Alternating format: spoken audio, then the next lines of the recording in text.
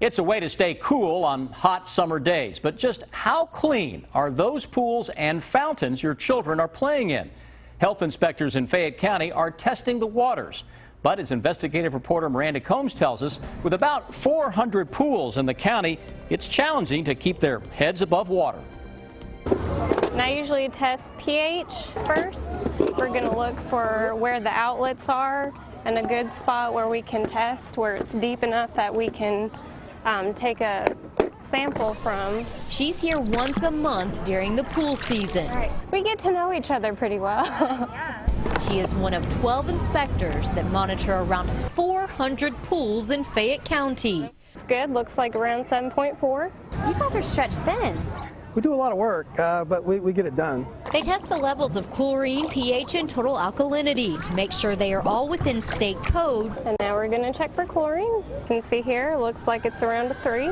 And if the numbers don't add up, On average, we probably shut down a pool about 2 or 3 times a week.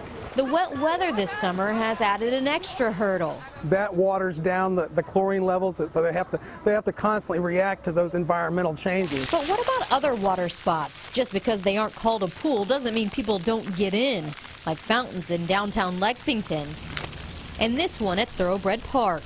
We bought some do-it-yourself bacteria test kits online, took a sample of the water at Thoroughbred Park, Okay, it's been 7 minutes. put a test strip in, and waited. It's been 10 minutes. I'm going to pull the test strip out.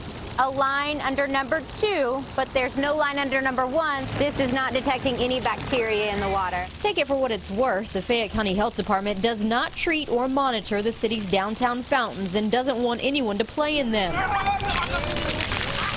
But this one is a different story.